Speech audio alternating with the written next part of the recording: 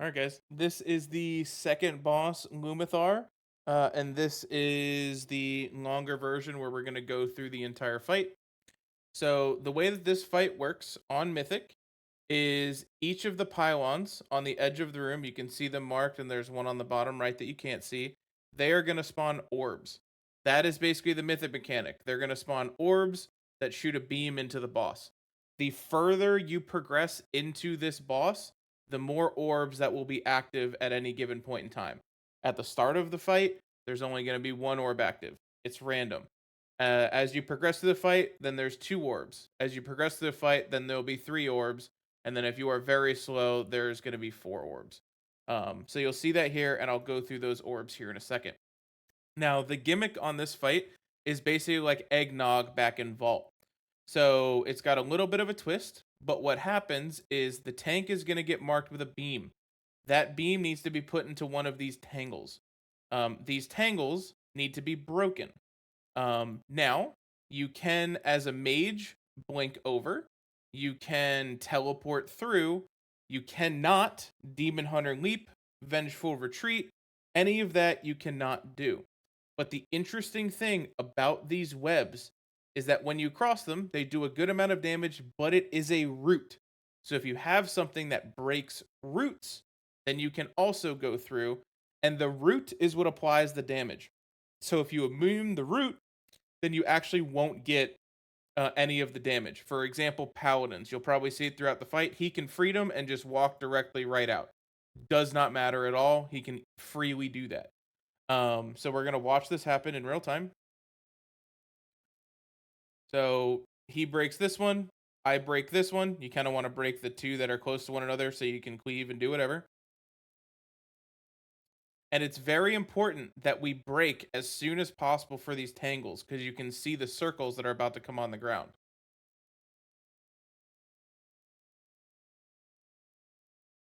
These circles, at least in testing, were like one-shotting people.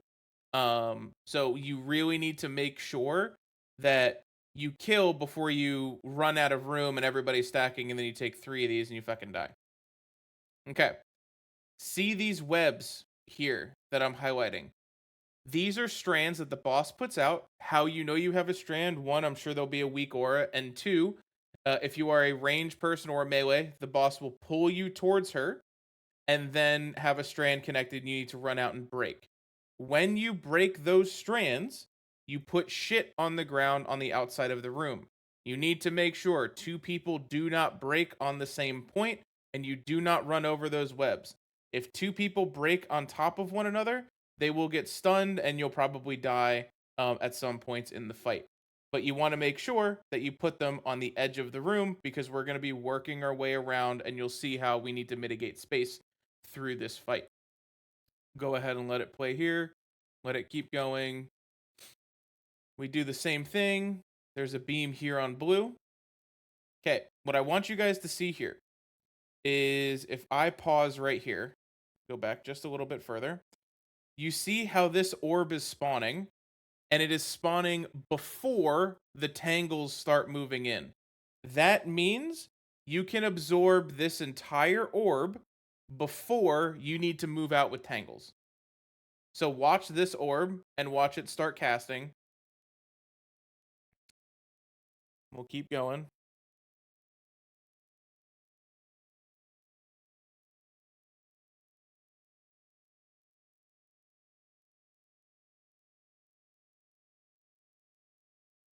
We're killing the tangles, killing the tangles. That orb is now gone before we've even killed this last tangle. Before anybody has to move out, that orb is done. So you need to see when are orbs spawning so you know, can I save my blink? Or can I save my teleport? Or can I save my freedom? All right. The next piece here, when she reaches 100 energy, you can see here, she does a big AoE. This will kill you. I think most people stay in when they have like immunities and stuff or like an AMS or whatever. But you need to move out and then immediately move back in because circles are spawning. Do not go where the tangles are. If you have a tangle, you break off to the side. Everybody else can kind of stack up. And then the fight just repeats from there. Same old, same old. now at this part where we're at 67%, not percentage based, but time based, we're going to get more orbs that come out. Like we're having one that's on X. We're going to have one, I don't know if I'll be able to pan over to it. We have one on X and one on circle, right? So we have two, and two is going to spawn each time, and then we're going to progressively get a third one. So it's just going to be a lot more chaotic. The way that this boss works is it phases at 50%, regardless of timing. It just will phase at 50%. So we'll go through. Okay. So now that we're inside of P2, she comes down, the thick girl herself, and she puts shit on the ground. This does not keep growing, but it will, when she puts it down, grow, as you can see. The whole gimmick inside of P2 is she does a frontal that's a half group soak, and the other half soaks the second one.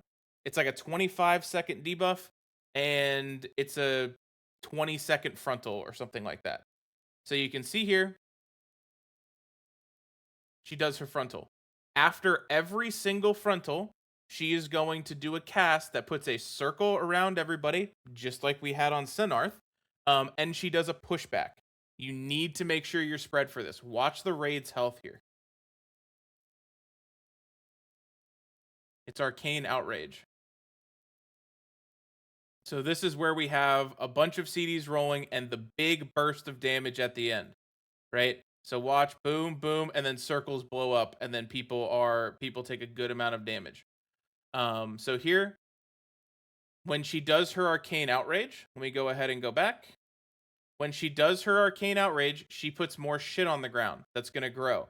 It's very important that we understand the shit that's on the ground that's growing, because watch what happens with this frontal. That stuff is growing here, it's coming out, and it's, if we were to take the frontal any closer, we have shit right on top of us. So she just did her frontal. We're going to get an Arcane Outrage, more shit on the ground. Make sure you spread, use your health stones, your health pots, whatever. And this stuff is all growing. So as the other tank, I'm trying to stay over here to be ready to move the boss, because look at how little area they have. And we're on the good side of the room. We don't have webs here.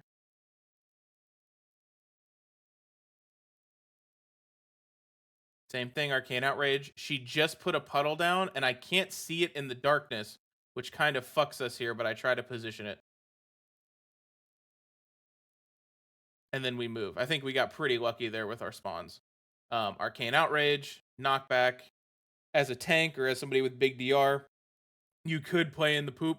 It's not that bad. But then, we keep going, and it just starts to get very chaotic when, one, we're losing half the raid, but you don't want to hit these webs that are over here.